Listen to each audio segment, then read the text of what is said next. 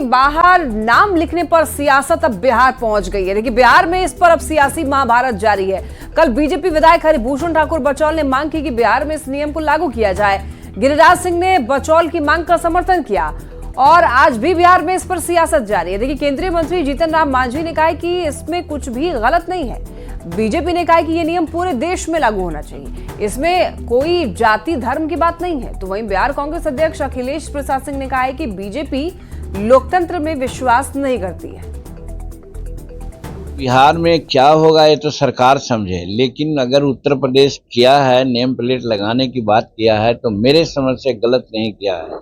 आज यहाँ प्रमोद लड्डू है, हम लोग लड्डू खाने वाले, अगर ऐसे ही रहता, नेम प्लेट नहीं लगता तो प्रमोद दुकान में नहीं जाते हम लोग। यूपी में जो नेम प्लेट दुकानों के आगे लगाने की कवायद शुरू की गई है, ये स्वागत योग्य है। बिहार सहित पूरे देश में इस तरह का कानून होना चाहिए। आप देखिए, सरकारी जन वितरण प्रणाली की जितनी दुकानें हैं, सबके आगे तो नेम प्लेट लगा रहा था, तो प्राइवेट दुकानों में लगाने में क्या हर्ज है। और ये कानून तो पहले का बना हुआ है, जब बीजेपी गवर्नमेंट वहां नहीं थी उसके पहले का ये कानून बना हुआ है। योगी जी ने इसको इम्प्लीमेंट किया है और ये पूरे देश के हित में है। जब हिंदू और सनातन धर्म के लोग कांवर लेके चलते हैं तो आपको भी पता है कि मांस मछली किसी तरह का जो है लोग उस समय सेवन नहीं करते हैं। अगर हमारे मुसलमान भाई उस समय उस चीज का पालन करें जिससे कि हमारी श्रद्धा बनी रहे, क्योंकि कोई भी श्रद्धालु कांवर लेकर निकलता है तो उसके दिल में ये जरूर रहता है कि हम इस श्रद्धा के साथ बाबा को जल चढ़ाएं। तो इसमें कहीं कोई ये नहीं है, कहीं किसी तरह का कोई जाति धर्म की बात नहीं है। ये लोग जमहूरियत जनतंत्र में विश्वास नहीं रखने वाले लोग हैं। यहाँ का जो संविधान है उसका खिल्ली उड़ाया जा रहा है।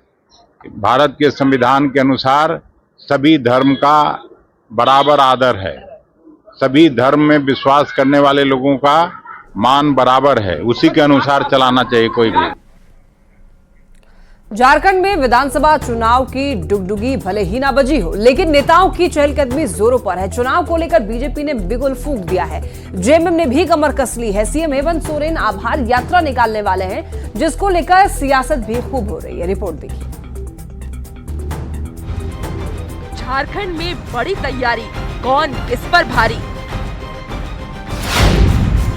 सीएम हेमंत सोरेन निकालेंगे आभार यात्रा।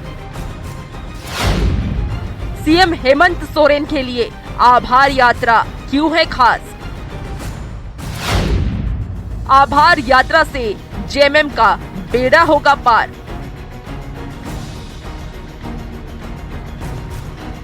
झारखंड में विधानसभा चुनाव को लेकर राजनीतिक तापमान बढ़ता जा रहा है। सभी दल चुनावी अभियान को धार देने में जुट गए हैं। अमित शाह की रैली के बाद तो बीजेपी पूरी तरह चुनावी मोड में आ चुकी है। सत्ताधारी दल ने भी कमर कस ली है।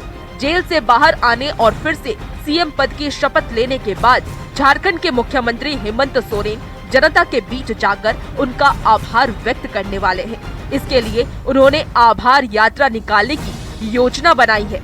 इसको लेकर अब सियासत तेज हो गई है। बीजेपी का कहना है कि यह हेमंत सोरेन पार्ट 3 है। पार्ट 1 और पार्ट 2 में उन्होंने जनता से छलावा किया, इसीलिए आभार नहीं बल्कि प्रायश्चित यात्रा निकालनी चाहिए। यात्रा एक माध्यम होता है लोगों से कनेक्ट करने का।